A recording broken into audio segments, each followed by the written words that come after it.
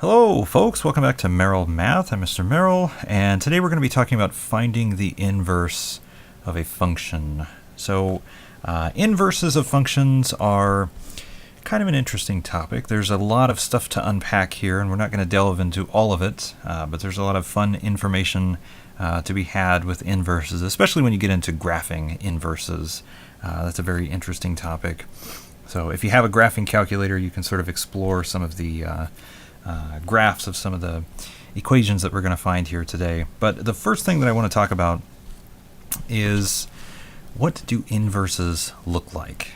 So we have a general idea in our minds of what an inverse is, just because we have sort of in our, daily vernacular. Maybe you don't use the word inverse daily, but it does come up on occasion, and we tend to use the word inverse and the word opposite interchangeably when we're talking in like a regular conversation. And mathematically, these two ideas are somewhat similar, but they are defined very differently. So when you think about the opposite of a number, let's say the opposite of 2, that would be negative 2. When you think about the inverse of a number, so the inverse of 2, that is not negative 2, that is 1/2. So when we talk about inverses, in some circumstances, what we're talking about is like the multiplicative inverse. But when we're talking about inverses, when we are discussing functions, what this is a, what do I want to say? Like a function that is the reverse of another function, or a better way to describe that is a function that sort of undoes another function. So a function that it's sort of tied to another function, and their link is that one function takes an input, gives you an output. This function will take that output and take you back to the same input. So what do I mean by this? Well, if we look at these two functions, f of x is 4x plus 7, and g of x is x minus 7 divided by 4. These two functions, we can find inputs and outputs of these. Let's start by looking at inputs and outputs of f of x. So if we have this situation here, if I plug 0 into this function, 4 times 0 plus 7 is 7. 1 times 4 plus 7 is 11, and so on and so on. This is a linear relationship. So this function here, these outputs are all increasing by 4 each time, and it started at a positive 7. So 7 was our first output, and then we just went up by 4 each time. This is a linear function, and it's something that we can kind of expect. So what happens to your other function if you take, let's say, these outputs and take them for inputs? So in the case of x minus 7 over 4, what we get is a table that looks like this. So if I plug 7 into this function, 7 minus 7 is 0, divided by 4 is 0. 11 minus 7 is 4, 4 divided by 4 is 1, and so on and so on. So each of these inputs results in these outputs, which are sort of mirror images of this table that we have over here. So in a sense, inverses are the reverse, or they undo another function. So these two functions are inverses, and we can tell from the table. The inputs of these are the outputs of these for these outputs and these inputs respectively. So this, in this case, I take 0 and I put it into f, and that gets me 7. I put 7 into g, and that takes me back to 0. This is a very important idea when we start talking about inverses. So what do inverses look like? Well, your inputs and your outputs swap places. And that takes us to our next important idea. So what we might be thinking right now is, well, how do I find an inverse? So if I have a function, how do I get its inverse? Where does that function come from? The good news is this process is short. This process is very quick and very simple and easy to remember because it's only 2 steps. So step 1 is to swap your x and y. Now for step 1, we have to remember that this notation, f of x, is equivalent to saying y. So if you have f of x equals 3x plus 4, then that is the same thing as saying y equals 3x plus 4. So that's the same idea. So we swap x and y, and we can kind of see why we're swapping x and y, because on the last thing here, our x's and our y's swapped. So our y's became our x's in our inverse, and our x's became our y's in our inverse. So this is the reason why we do that swap. It's not just, some random thing that we decided to do. The next step is pretty simple. We solve for y. So we have a format that we can apply to basically any function that we can think of, and we have a method now for finding inverses for functions that maybe we didn't know how to find inverses for before. So we have an example. So let's take a look at this. Now again, this could be phrased f of x is equal to 6x minus 1, but we're just stating all of these functions as y equals because it makes life a little bit simpler. So our first step is to swap x and y. So y becomes x and x becomes y. So now I have x equals 6y minus 1. Now be aware that when we do this swap, we're not switching like all of this stuff. The coefficient doesn't come with it. That's not the case here. We're just switching the variables. So y moves over here, x moves over here, and that's what we have. So for this equation, we have to get y by itself. So for this, we're going to go ahead and add 1 to both sides. So now we have x plus 1 is equal to 6y. Okay, so our next step is to divide by 6. So we have x plus 1 divided by 6 is equal to y. And this is our inverse.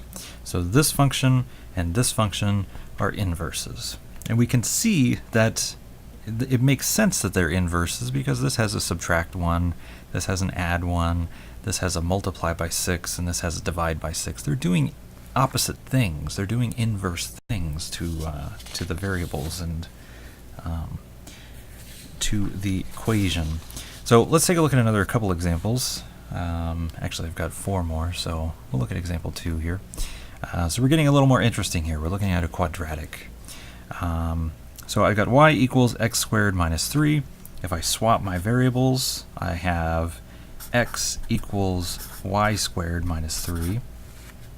Our first step is going to be to get rid of the plus 3.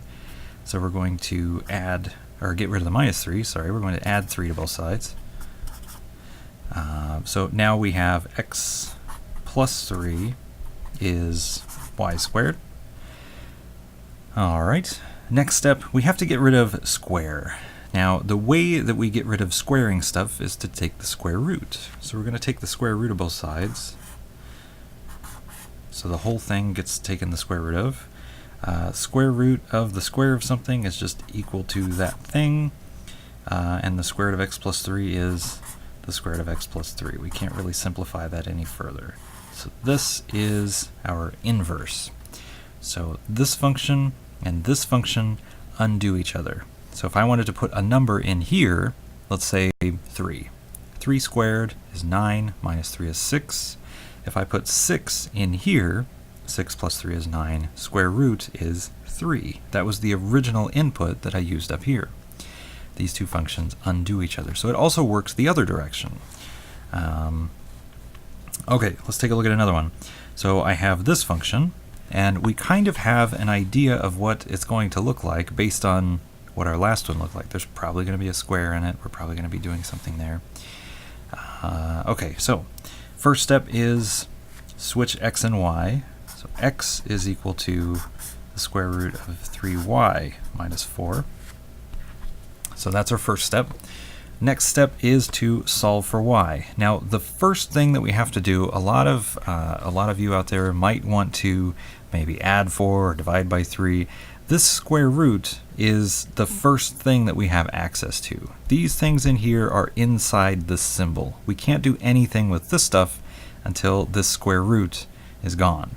So this grouping symbol here has to be dealt with first. So this square root is what we need to undo first. The way you undo a square root is to square both sides. I'm going to take this side and square it, and I'm going to take this side and square it.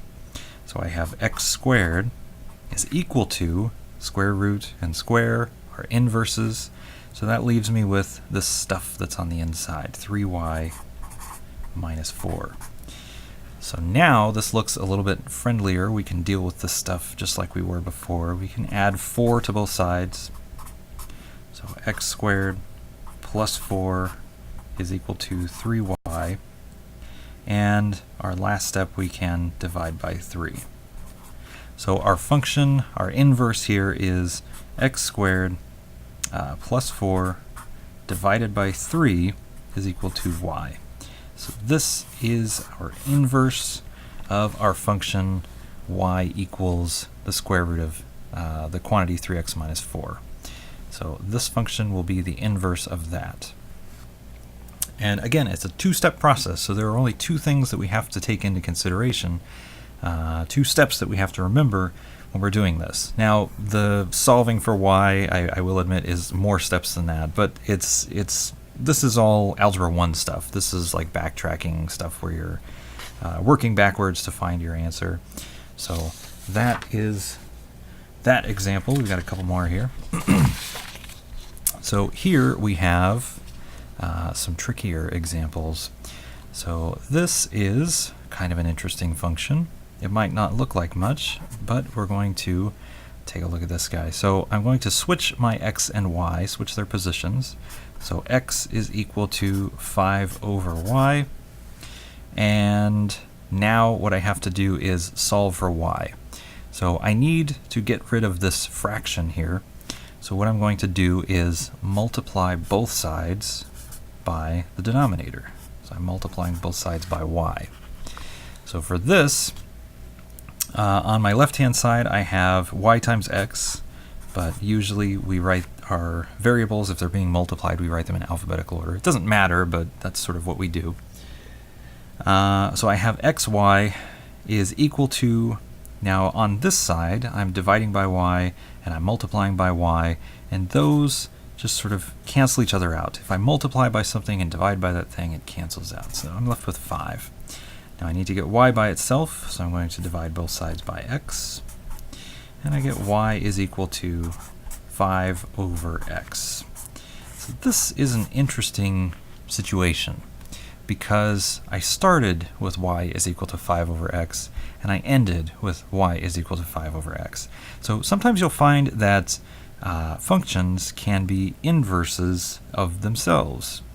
Those are interesting. So the graphs of those functions, if you explore a bit more on your graphing calculators, the graphs will sort of reveal why that is the case if you focus more on the graphing aspect. But that's a bit too in-depth for this particular video. Okay, last example. So the first thing we have to do here is switch the x's and the y's. Now notice there are two x's here, so we have to put two y's in our switched version. So x is equal to y plus 1 over 3y minus 4. Now just like in the last problem, we had to get rid of the fraction part. So I'm going to multiply both sides by the denominator, 3y minus 4 over here. And this side also gets multiplied by a 3y minus 4. So I kind of ran out of room there. But over here, we can kind of continue. So I have x times 3y minus 4 is equal to, now in this case, my denominator here and my multiplier here, these two cancel each other out. And I'm just left with what's in the numerator, the y plus 1. Okay, so my next step, I'm going to distribute my x into my parentheses here. So I have a 3xy and a minus 4x. And my y plus 1 is still coming along for the ride. So I've got that piece. Now, it might look like this is a much bigger mess than what we started with, but our general approach for tackling this problem is for getting the y terms together on one side of the equation and then everything else on the other side of the equation. So these two terms here, we're going to move to the right side, and these two terms here, we're going to move to the left side. So I need to subtract y from both sides, and I need to add 4x to both sides. So now I have 3xy minus y is equal to, what do I have here? 4x plus 1. So there's a 1 plus 4x over here. This y canceled. And these two terms I have over here. I added my 4x, so that canceled, and that's what I've got. Okay, so again, this kind of looks like a mess, but there's something interesting that can happen here. This is a step that might perplex a lot of students, but it's very sneaky in the way that we get one y by itself. You might be thinking, there's two y's here, how am I going to solve for one of them? The way that we do that is we use our old friend, the distributive property, but we're going to use it backwards. So we're going to factor a y out of both of these terms. So I'm pulling a y out in front here, and I'm left with a 3x, and in this case, I know I'm pulling my y out, but I'm dividing this y out. So y divided by y is a minus 1. This negative y divided by y is negative 1. And that's equal to 4x plus 1. So I'm in a situation now where I have a single y multiplied by something is equal to this. So I just have to divide by 3x minus 1, divide by 3x minus 1, and I have my inverse. Y is equal to 4x plus 1 over 3x minus 1, and that is it. So that is the process of finding inverses and a number of examples. If you have any questions or comments, points of clarification, you can leave those in the comments below. Otherwise, thanks for watching.